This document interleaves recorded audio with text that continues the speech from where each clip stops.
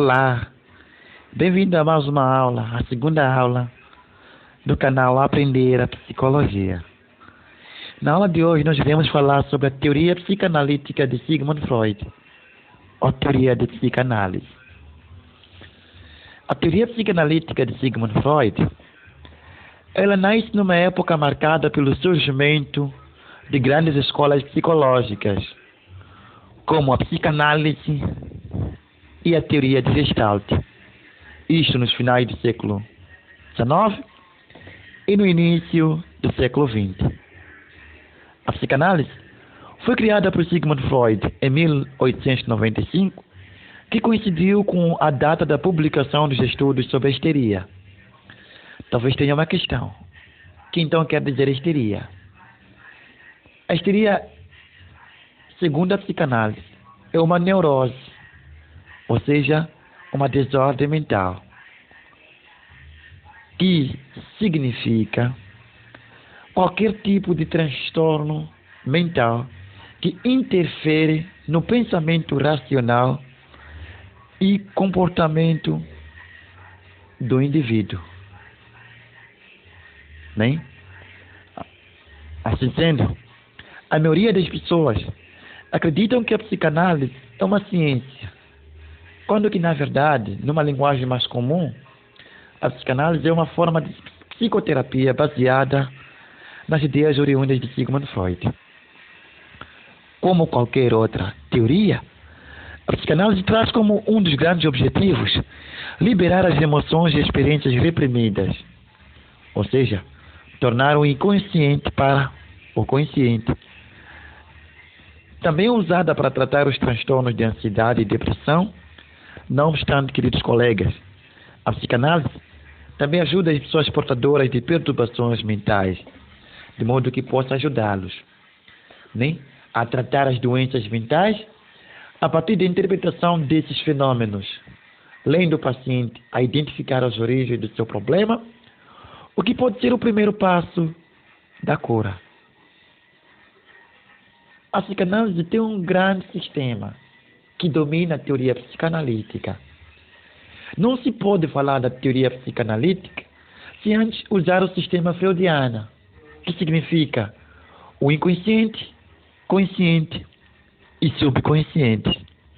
Muitas das vezes, não se distingue com clareza porque se está alegre ou triste, irritado ou calmo, porque se opta por opção A ao invés de B, e por aí diante.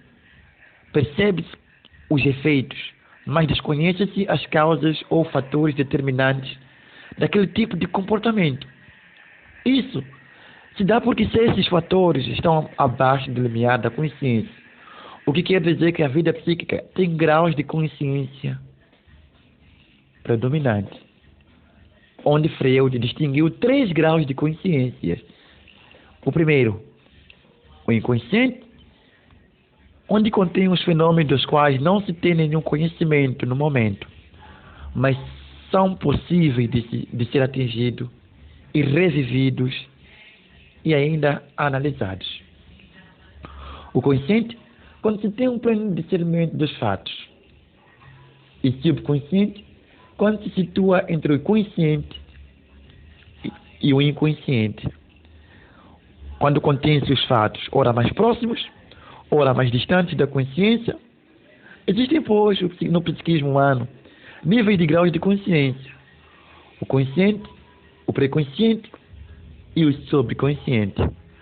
Para Freud, o inconsciente é o responsável por certas formas de conduta inexplicáveis, pois é depositário de toda experiência desagradável, recalcada pelo indivíduo e condenada no esquecimento.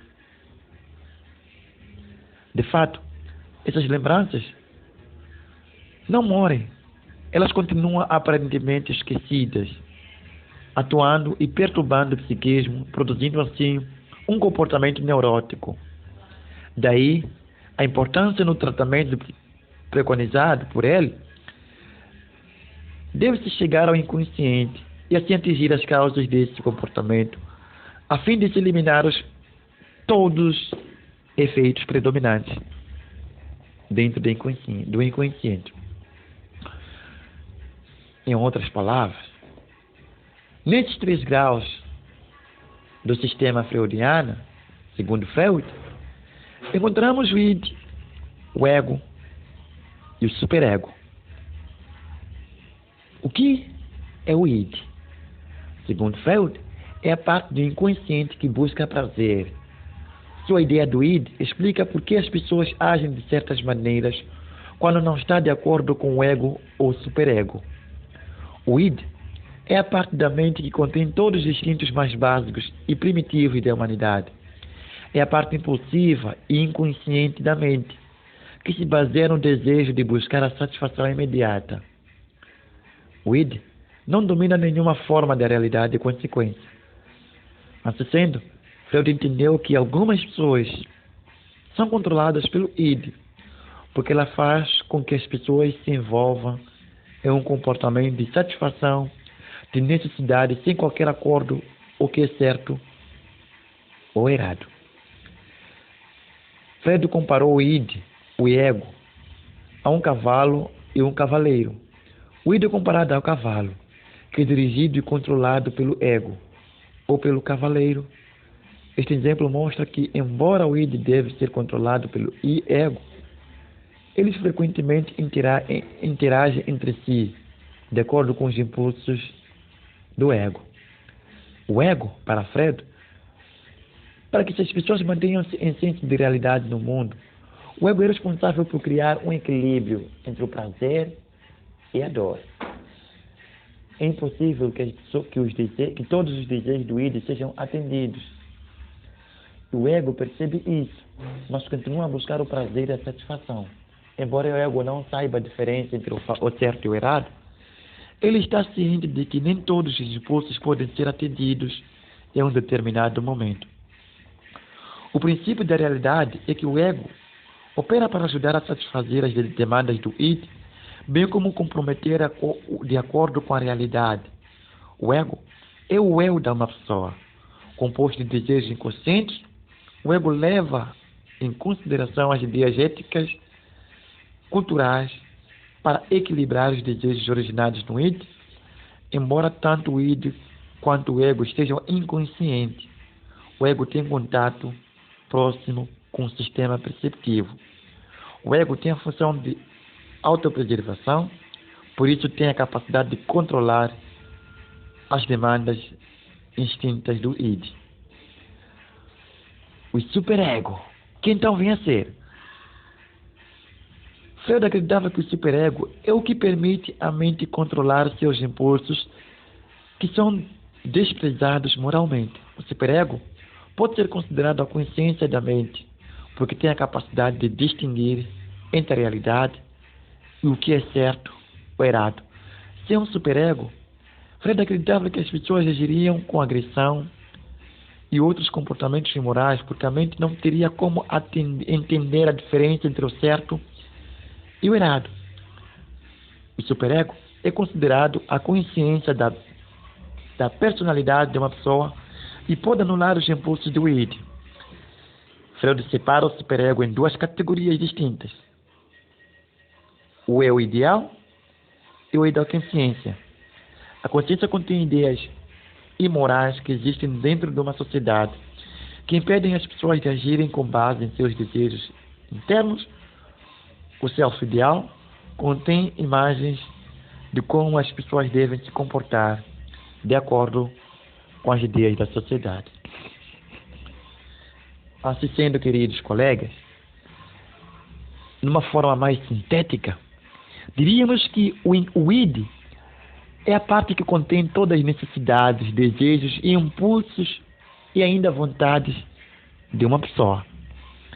Já o ego é o juiz, o responsável no balanço do id e o superego.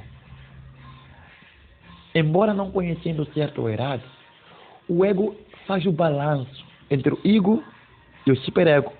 Daí que o superego é a conclusão do certo ou errado, é uma decisão dos fatos.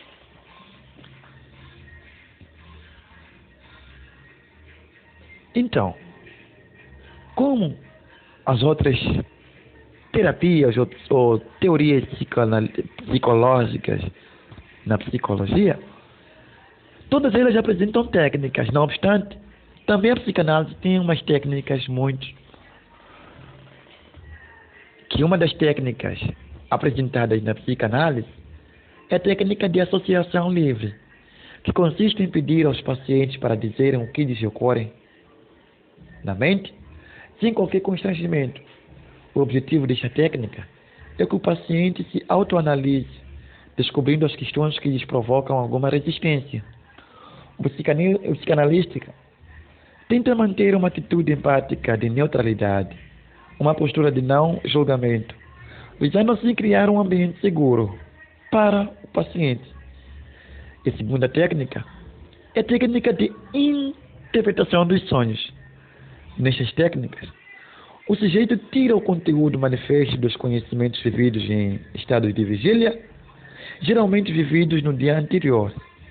Porém, a forma como se associam os elementos não é causal nem acidental. São elementos ao serviço das forças reprimidas e, em grande parte, coordenados por elas. Freud pensava que os desejos reprimidos teriam uma oportunidade de se expressar e manifestar enquanto se domina uma vez que a censura. Assim sendo, poderíamos dizer que os elementos e os conteúdos dos sonhos são tirados da consciência, mas a ordem como são colocados, portanto, o seu sentido é estabelecido pelo desejo reprimido.